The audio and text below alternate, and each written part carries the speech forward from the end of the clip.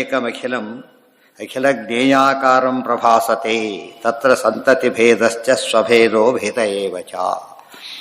ವಸ್ತು ಎಂಬುದಿಲ್ವೇ ಇಲ್ಲ. ಇನ್ನೊಂದು ವಾದ, ವಿಜ್ಞಾನವಾದ ಅಂದ್ರೇನು?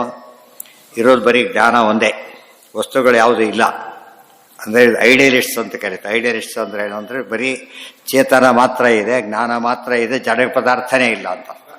ಜಡ ಪದಾರ್ಥ ಯಾವುದೂ ಇಲ್ಲ, ಅದಿದ್ದಾಗ ಕಾಣುತ್ತಷ್ಟೇ ಹೊರತು ಇರೋದೆಲ್ಲ ಎಲ್ಲಿ ಅಲ್ಲಿಲ್ಲ. ಇಲ್ಲ ತಲೆಯಲ್ಲಿದೆ ಅಷ್ಟೇ ಹೊರತು ಅಲ್ಲಿ ಏನಿಲ್ಲ, ಹೊರಗಡೆ ಇಲ್ಲ.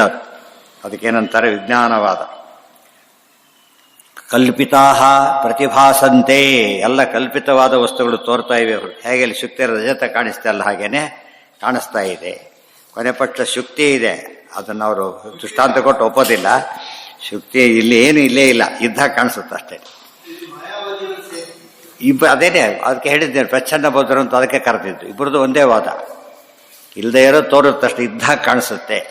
ಅದನ್ನೇ 4 ಭಾಗ ಬೇರೆ ರೀತಿ ಹೇಳ್ತಾರೆ ಹೊರತು 4 ಸ್ಕೂಲು ಅಂತ ಹೇಳಿದರೆ ಅವು ಅವರವರಲ್ಲಿ ಭೇದಗಳೇ ಹೊರತು ಒಟ್ಟು ತಾತ್ಪರ್ಯ ಏನು ಅಂದರೆ ಅದಕ್ಕೂ ವ್ಯತ್ಯಾಸ ಇಲ್ಲ.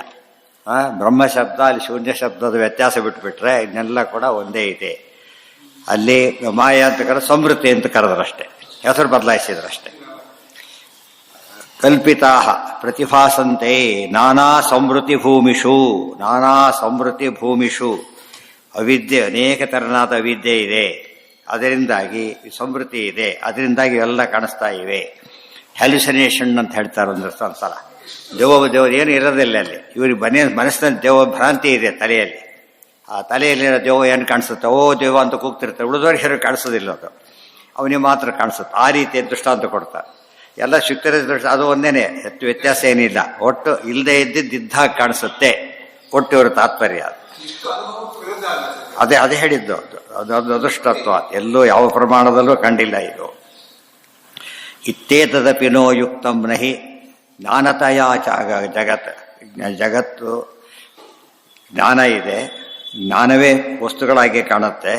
ಜ್ಞಾನದಿಂದ ಹೊರತಾದ ವಸ್ತುಗಳು ಅಂತಿಲ್ಲ. ಘಟಜ್ಞಾನ ಬಂದರೆ ಘಟ ಇಲ್ಲ, ಗೊತ್ತಾಯ್ತಾ? ಜ್ಞಾನ ತಲೆಯೇ ಕೂತಿದೆ, ಅಲ್ಲಿ ಕಾಣಿಸುತ್ತೆ ಅಷ್ಟೇ. ಬರೀ ಘಟ ನೋಡಿರ್ಬೇಕಲ್ಲ ಫಸ್ಟ್, ಇವ್ರಿಗೆ ಘಟಜ್ಞಾನ ಬರಬೇಕಾದ್ರೆ. ಹೌದಲ್ಲ, ಯಾವುದೋ ಒಂದು ವಸ್ತು. ಅದಕ್ಕೆ ಮತ್ತೆ ಹೇಳಿದ್ದು, ಒಂದು ಸುಳ್ಳು ಅಂತ ಹೇಳ್ಬೇಕಾದ್ರೆ ಎರಡು ಸತ್ಯ ಅಂತ ಒಪ್ಪಬೇಕಾಗತ್ತೆ. ಅರ್ಥ ಆಯ್ತಾ? ಅದಕ್ಕೋಸ್ಕರ ಯಾವಾಗ ಲೋಕದಲ್ಲೂ ಹಾಗೇನೆ, ಸತ್ಯ ಹೇಳೋದು ಭಾರಿ ಸುಲಭ, ಸುಳ್ಳು ಹೇಳೋದಕ್ಕೆ ಏನು ಮಾಡ್ಬೇಕು? ಯಾವಾಗಲೂ ಇನ್ನೂ ಬಳಸಿ ಮಾತಾಡ್ಬೇಕಾಗತ್ತೆ. ಅವ್ನು ಹೇಳೋದ್ರಲ್ಲಿ ಅವ್ರು ಸುಳ್ಳು ಹೇಳ್ತಾರೆ ಅಂತ ಗೊತ್ತಾಗ್ಬಿಡುತ್ತೆ. ಆಗಲಿ ಇಮ್ಮಿಡಿಯೇಟ್ಲಿ ಕಾಂಟ್ರಾಕ್ಟ್ ಮಾಡ್ಕೊತಾನೆ ಇರ್ತಾರಲ್ಲಿ.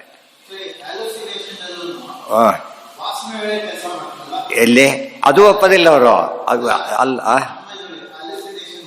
ಏನ ವಾಸನೆ ಒಂದು ದೆವ್ವ ಅಂತ ಕೇಳ್ತಾ ಎಲ್ಲ ಕೂತಿರುತ್ತಲ್ಲ, ಅದು ಕಾಣಿಸುತ್ತೆ ಹೊರಗಡೆಗೆ.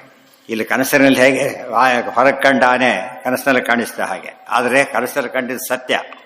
ಈ ಆನೆ ಅಲ್ಲ ಅಂಬ ಸರಿ, ಅದು ಆನೆನೇ ಕಂಡಿಲ್ಲ ಅಂದರೆ ತಪ್ಪದು. ಆನೆಯ ಚಿತ್ರ ಆನೆ ಅಲ್ಲ, ಆದರೆ ಆನೆ ಚಿತ್ರ ಅಲ್ಲ ಅಂತ ಹೇಳಬಾರ್ದು. ಅದು ಆನೆಯ ಚಿತ್ರ ಹೌದು, ಅದು ಸತ್ಯತ್ವ ಅಂದ್ರೆ ಹಾಗೆ. ಸ್ವಪ್ನ ಸತ್ಯತ್ವ ಇವರು ಹಾಗೆ ಒಪ್ಪೋದಿಲ್ಲ. ಏನಿಲ್ಲ ಕಾಣಿಸುತ್ತೆ ಅಂತ ಹೇಳ್ತಾರೆ, ಇಲ್ಲದ್ದು ಕಾಣಿಸುತ್ತೆ. ಶುಕ್ತಿ ಇತ್ತು ಕಾಣಿಸ್ತು, ದೃಷ್ಟಾಂತ ಏನು ಮಾಡಿಬಿಟ್ರು, ಅರ್ಧ ಬಿಟ್ಬಿಟ್ರು, ಶುಕ್ತಿ ಕಾಣಿಸ ಬಿಟ್ಟುಬಿಟ್ರು, ರಜತ ಮಾತು ಕಂಡದ್ದು ಮಾತಾಡಿ. ಇಲ್ಲಿ ಹಾಗಲ್ಲ, ಏನು ಇಲ್ಲೇ ಇಲ್ಲ, ಇದ್ದಾಗ ಕಾಣಿಸುತ್ತೆ ಅಷ್ಟೆ. ತಾತ್ಪರ್ಯ ಒಂದೇ, ಇಲ್ದಿದ್ದಾಗ ಕಾಣಿಸುತ್ತೆ ಅಷ್ಟೇ. ಅದಕ್ಕೇನು ಇಲ್ಲಿ ಎಲ್ಲೋ ಒಂದು ಕಡೆ ಶುಕ್ತಿ ನೋಡಿದ್ದ, ರಜತನ ನೋಡಿದ, ಭ್ರಾಂತಿ ಬಂತು. ಇದು ದೆವ್ವ ನೋಡಿಲ್ಲ ಅವನು, ಕೇಳಿ ತಲೆಯಲ್ಲಿ ಕೂತ್ಬಿಟ್ಟಿದೆ. ಅದಕ್ಕೊಂದು ಚಿಟ್ಟನ ಚೀರ್ಕೊಡೋದು. ಅದಕ್ಕೋಸ್ಕರ ರಾತ್ರಿ ಮಲಗಬೇಕಾದ್ರೆ ದೇವದ ಕತೆ ಹೇಳಬೇಡಿ ಮಕ್ಕಳಿಗೆ ಅಂತ ಹೇಳ್ತಾರೆ.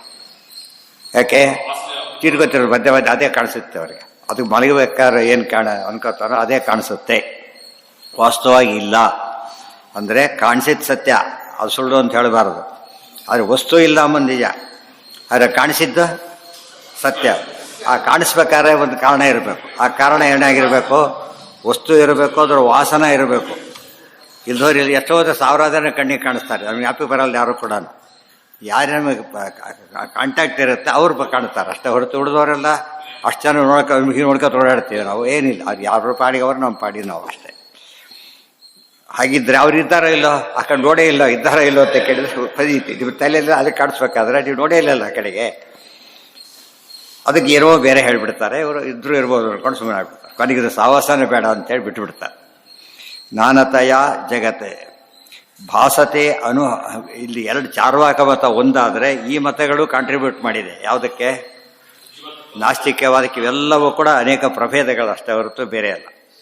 ಭಾಸತೆ ಅನುಭವಶ್ಚೈವ ವಿರುದ್ಧತ್ವಾದ ಅಪೇಶಾಲಂ. ಅದಕ್ಕೆ ಹೇಳಿದೆ ಎಲ್ಲ ಸರಿ, ಅನುಭವಕ್ಕೆ ವಿರುದ್ಧ ಮಾತಿರು ಸರಿಯಲ್ಲ. ತನ್ವತಂ ಕ್ಷಣಿಕತ್ವಾಚ್ಯ ಜ್ಞಾನಸ್ಯ ಸ್ಥಿರರೂಪತಃ. ಅವರು ಹಾಗೆ ಇನ್ನೂ ನಿಮಗೆ ಡೇಂಜರ್ ಇದೆ ಅಂತ ಹೇಳಿದರು. ಇದಕ್ಕಿಂತ ಅದಷ್ಟೇ ಡೇಂಜರ್ ನಿಮಗಿದೆ.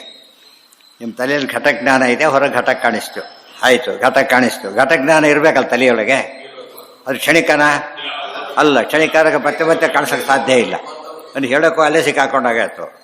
ಅದಕ್ಕೆ ಭಾಸತೆ ಅನುಭವಸ್ಯೈವ ವಿರುದ್ಧತ್ವಾತ್ ಅಪೇಶಲಂ ತನ್ಮತಂ ಕ್ಷಣಿಕತ್ವಾಚ್ಯ ಜ್ಞಾನಶ್ಚ ಸ್ಥಿರರೂಪತಃ. ಜ್ಞಾನ ಸ್ಥಿರ ಅಂತ ಒಪ್ಕೋಬೇಕಾಯ್ತಾದರೆ ಅಲ್ಲಿ ಒಪ್ಕೋಬೇಕಾಯ್ತಾದ್ದರಿಂದ ನೀವು ಕ್ಷಣಿಕತ್ವವಾದಕ್ಕೆ ಅಪ್ಲೈ ಆಗಲೇ ಇಲ್ಲ. ಜ್ಞೇಯಸ್ಯ ಉಕ್ತ ಪ್ರಕಾರೇಣ ಸರ್ವಶ್ರುತಿ ವಿರೋಧತಃ. ಇದೆಲ್ಲ ಶ್ರುತಿಗಳಿಗೆ ವಿರುದ್ಧವಾದ ಮಾತಿದು. ಅನುಭೂತಿ ವಿರುದ್ಧತ್ವಾತ್. ಆ ಕಡೆಯಿಂದ ಶ್ರುತಿ ವಿರುದ್ಧ, ಈ ಕಡೆಯಿಂದ ಅನುಭವಕ್ಕೆ ವಿರುದ್ಧ. ಒಂದಕ್ಕೆ ವಿರುದ್ಧ ಆದರೂ ಒಪ್ಪಕ್ಕೆ ಸಾಧ್ಯ ಇಲ್ಲ, ಎರಡಕ್ಕೂ ವಿರುದ್ಧವಾಗಿದೆ. ಅದಕ್ಕೆ ಪಕ್ಷ ಇಮೆ ಅಶಿವಾಹ. ಈ ಪಕ್ಷಗಳಲ್ಲಿ ನೀವು ಅಶಿವಾಹ. ಶಿವ ಅಂದ್ರೆ ಏನು? ಮಂಗಳಕರವಾದ ಶುಭಕರವಾದ ಪಕ್ಷಗಳಲ್ಲ. ನೆಕ್ಸ್ಟ್ ನೈಕಸ್ಮಿನ. ಈಗ ಜೈನ ಮತದ ನಿರಾಕರಣೆ. ಈಗ ಜೈನರು ಏನು ಹೇಳ್ತಾರೆ ಅಂತ ಅದನ್ನ ನಿರಾಕರಣೆ ಮಾಡ್ತಾರೆ. ಅಲ್ಲಿಗೆ ದೊಡ್ಡ ಘಟ್ಟ ಮುಗಿಯುತ್ತೆ. ಸಮಯಪಾದದ ದೊಡ್ಡ ಭಾಗ ಒಂದು ಮುಗಿದಾಗಲೆಕ್ಕ ಮುಂದೆಂದು ಪಶುಪತ್ಯಧಿಕರಣ. ಆಹ ಕ್ಷಪಣಕೋ ವಿಶ್ವಂ ವಿಶ್ವಂ ಸದಸದ್ವಯಮದ್ವಯಂ ದ್ವಯಾದ್ವಯಮತತ್ಸರ್ವಂ ಸಪ್ತಭಂಗಿ ಸದಾತನಂ. ಆಹ ಕ್ಷಪಣಕ. ಕ್ಷಪಣಕರು ಜೈನ ಸನ್ಯಾಸಿಗಳಿಗೆ ಕ್ಷಪಣಕರು ಅಂತ ಕರೀತಾರೆ. ವಿಶ್ವಂ ಸದಸತ್ ದ್ವಯಮದ್ವಯಂ.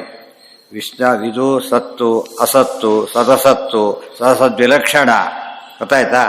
ದ್ವಯಾದ್ವಯ ಮತತ್ವ ಅದಕ್ಕಿಂತ ವಿಲಕ್ಷಣ. ಇವರು 4ನೇ ಸ್ಟೇಜ್ ಒಪ್ಪಿದ್ರೆ ಅವ್ರು 7ನೇ ಸ್ಟೇಜ್ವರೆಗೂ ಹೋಗ್ತಾರೆ. ಗೊತ್ತಾಯ್ತಾ? 7ನೇ ಸ್ಟೇಜ್ವರೆಗೂ. ಅದಕ್ಕೆ ಇವರು ಅವ್ರು ಬೈತಾರೆ, ಏನ್ರಿ ಹಾಗೆಲ್ಲ ಮಾತಾಡ್ತೀರಿ ಅಂತ. ಅದಕ್ಕೆ ಇವರು ಇವರೆಲ್ಲ ನೀವೆಲ್ಲ ಮಾತಾಡ್ತೀರಲ್ಲ, ಇನ್ನೊಂದು ಮುಂದೆ ಹೋಗಿದ್ದಾರೆ ಅಷ್ಟೇ. ಅವರು ಒಟ್ಟಿಗೆ ಇಷ್ಟಿದೆ. ಅದಕ್ಕೆ ಸಪ್ತಭಂಗೀನಯ ಅಂತ ಹೆಸರು. ಸಪ್ತಭಂಗೀನಯ ಅಂದರೆ 7 ರೀತಿಯಲ್ಲಿ ತೋರೋದು. ಭಂಗಿ ಅಂದರೆ ತೋರೋದು, 7 ರೀತಿಯಲ್ಲಿ ತೋರುತ್ತೆ. ನೈತತ್ ಪದಾರ್ಥ ಏಕಸ್ಮಿನ್ ನೈತತ್ ಪದಾರ್ಥೇ ಏಕಸ್ಮಿನ್ ಯುಕ್ತಂ ದೃಷ್ಟಿ ವಿರೋಧತಃ. ಒಂದೇ ಪದಾರ್ಥದಲ್ಲಿ 7 ಟೈಪ್ಸ್ ಆಫ್ ಎಕ್ಸಿಸ್ಟೆನ್ಸ್ ಆಗಿರುತ್ತೆ. ಇದೆಯಾ? ಇದೆ. ಇಲ್ಲ ಇಲ್ಲ. ಸತ್ ಹೌದು, ಅದು ಹೌದು. ಅದು ಅರ್ಥ ಇರೋದ್ರೊಳಗೆ 7ರಲ್ಲಿ ಒಂದೂ ಅಲ್ಲ, 7 ಥರನಾಗಿ ಕಾಣುತ್ತೆ, ಕಾಣಬಹುದು. ಹಾಗೆ ಹೇಳ್ತಾ ಸಾಧ್ಯ ಇಲ್ಲ. ಯಾಕೆ? ಭಾವ ಸೃಷ್ಟಿ ದೃಷ್ಟಿ ವಿರೋಧ. ಎಲ್ಲ ದೊಡ್ಡ ವಿರೋಧ ಪ್ರತ್ಯಕ್ಷ ವಿರೋಧ. ಎಂಥ ಪ್ರತ್ಯಕ್ಷ ವಿರೋಧ? ಸಾಕ್ಷಿ ಪ್ರತ್ಯಕ್ಷ ವಿರೋಧ ಸ್ಪಷ್ಟ. ಆದ್ದರಿಂದ ಒಪ್ಲಕ್ಕೆ ಸಾಧ್ಯ ಇಲ್ಲ. ಭಾವಾಭಾವತೆಯ ವಿಶ್ವಂ ಏನ ರೂಪೇಣ ಮೀಯತೆ. ಭಾವಾಭಾವತೆಯ ವಿಶ್ವಂ ಏನ ರೂಪೇಣ. ಎರಡೇ ಇರೋದು, ಭಾವ ಅಭಾವ.